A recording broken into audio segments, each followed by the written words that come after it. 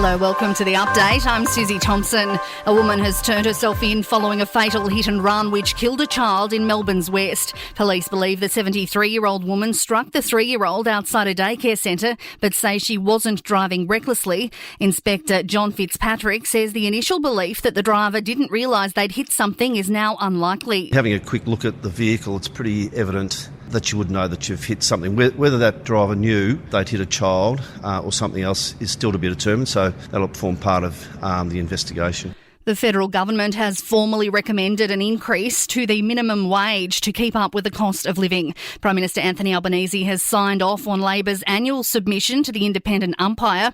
The current inflation rate sits at 5.1%. Tonga is recognising the new Australian government's swift efforts to reaffirm ties within the region.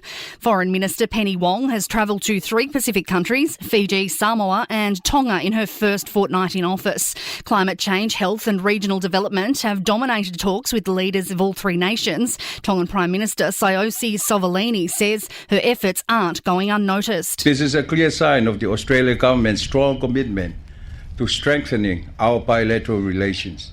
We are particularly pleased with the Australian government's recognition that climate change is an existential threat.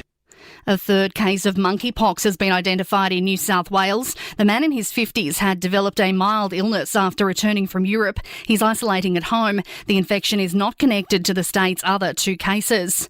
The US president has made a fresh call for a ban on assault weapons following the primary school massacre in Texas. 19 students and 2 teachers were killed in the shooting. Joe Biden says assault weapons should be banned or the purchase age should be lifted to 21. Guns are the number 1 killer of children in the United States of America. More than car accidents, more than cancer.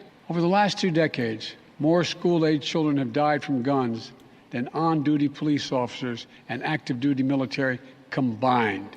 To sport, brought to you by Ladbrokes Mates Mode, the better way to chat, share and bet together. T's and C's apply, and remember, gamble responsibly. Call 1-800-858-858. Raiders captain Jarrod Croker will miss the rest of the NRL season after scans revealed he needs surgery on his injured shoulder. Round 13 is a split round, so just the 1 game tonight. Due to the state of origin, the Panthers clash with the Bulldogs.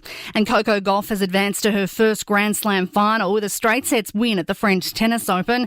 The 18-year-old American will take on world number 1 Iga Swiatek. In entertainment news, Kate Bush says she gave Netflix hit Stranger Things the green light to use her song Running Up That Hill because she's a big fan. Streams of the 80s track have jumped by 153% since it featured on the show. And Conrad Sewell has been announced as the support act for the Scripps Australian tour. The Irish band heads down under in September. Tickets are already in short supply, available through ticketmaster.com.au.